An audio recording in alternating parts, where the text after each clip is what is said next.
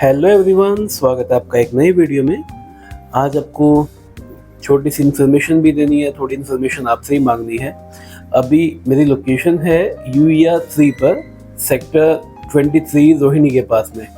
Right hand side पे जो building अभी दिखाई दी थी, ये डीडीए का ऑफिस बनेगा यहाँ पर, और जो लेफ्ट हैंड साइड पर है ये रोहिणी सेक्टर 23, और उसके बाद में रोहिणी सेक्टर 24।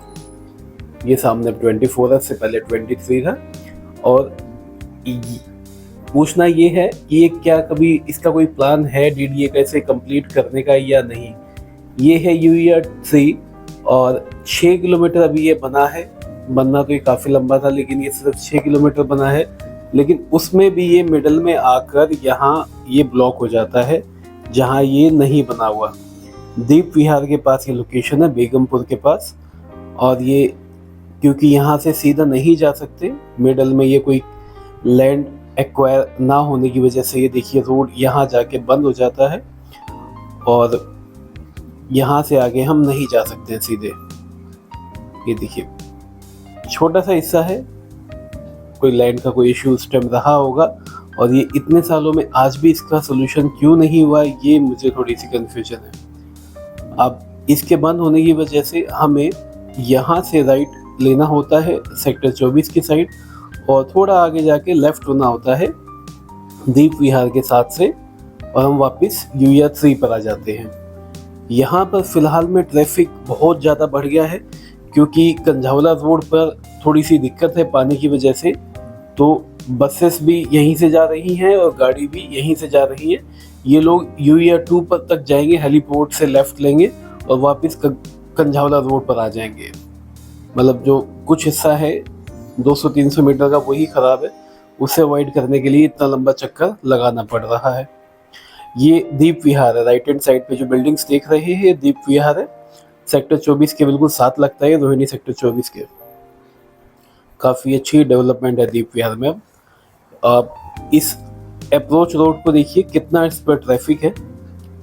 इस पर कैपेसिटी नहीं है इतने ट्रैफिक की, लेकिन बहुत ज़्यादा रश है। यहाँ देखिए, यहाँ जाके यूईआर 3 से वापस मिल जाएंगे। ये देखिए ये जो व्हीकल्स यहाँ जा रहे हैं, ये इस अप्रोच रोड से ही निकलकर वहाँ पहुँचे हैं।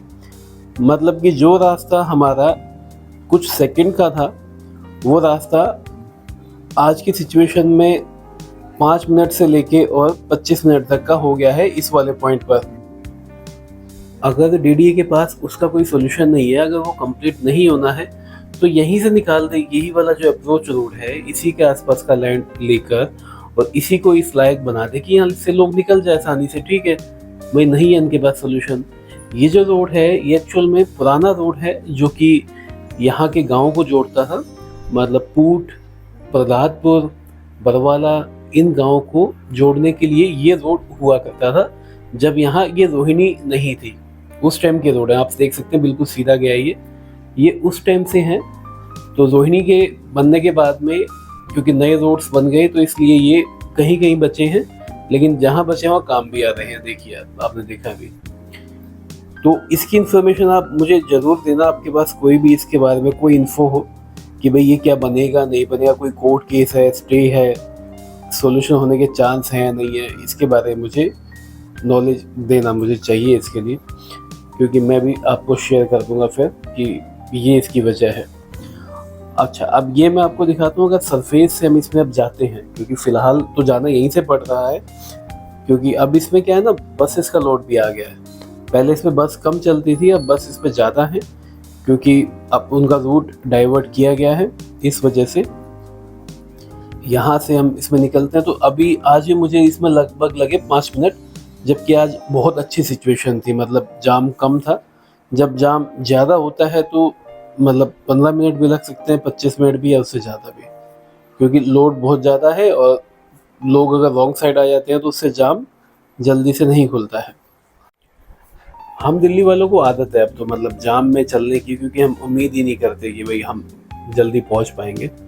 तो यहाँ अगर आप ट्रैफिक के इस हालत में भी चलते हैं तो भी थोड़ा सा गैप बना के रखें हमेशा। मतलब वो ठीक है, देखो यहाँ सब लोगों को आदत है बिल्कुल चिपका के चलाने की, लेकिन थोड़ा सा गैप बना के रखें।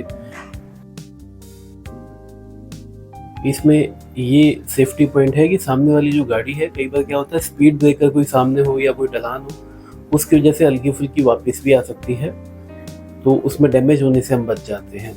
या कई बार जाम लग जाए, उसमें बैक करनी पड़ जाए, तो उसमें भी स्पेस मिल जाता है, थोड़ा गैप लेके चलें तो ये सेफ रहता है। यहाँ देखिए, इसमें मैंने बताया ना आज जाम कम है, मतलब आज फिर भी हम इसमें कंफर्ट तरीके से निकल रहे हैं, बेशक स्लो हो। नॉर्मली यहाँ ऐसा नहीं होता था, पिछले कुछ दिनों से जाम बहुत ज़्यादा बढ़ गया। नाइट के टाइम पे तो और भी ज़्यादा मिलता है यहाँ पे, पीक आवर्स में तो काफ़ी टाइम लगता है, लेकिन ऑप्शन भी नहीं है। सेक्टर 24 में भी जो सबसे पास वाला रोड है वो बंद है, तो उसे भी इस्तेमाल हम नहीं कर पाते हैं। तो ऑप्शन हमारा यही है जाने का, तो यहीं से इसमें फ़िलहाल जाना पड़ता है। तो इसकी सोल्यूशन कोई होने के चांस हो तो आप मुझे ये इन्फॉर्मेशन शेयर करना, जिससे कि हमें उम्मीद लगे कि शायद ये बनेगा। यहाँ से अब इसमें लेफ़्ट टर्न लेते हैं, सीधा जाएंगे तो भी जा सकते हैं, लेकिन यहाँ से एक तरीके से वन वे हो जाता है और बड़े आराम से इसमें हम निकल जाते हैं, और यहाँ से हम UER3 के मेन रोड पे पहुँच जाते हैं। ये देखिए, यहाँ हम पहुँचे UER3 पर, और यहाँ से सीधा जा सकते हैं रोहिणी सेक्टर 28-29 की साइड में, और ये कैनाल वाले रोड पे जाके ये खत्म हो जाता है UER3। ओके भाई लोगों, अब इस वीडियो को यहीं एंड करते हैं, मिलते हैं आपसे जल्दी नए वीडियो में। Thank you, thanks for watching.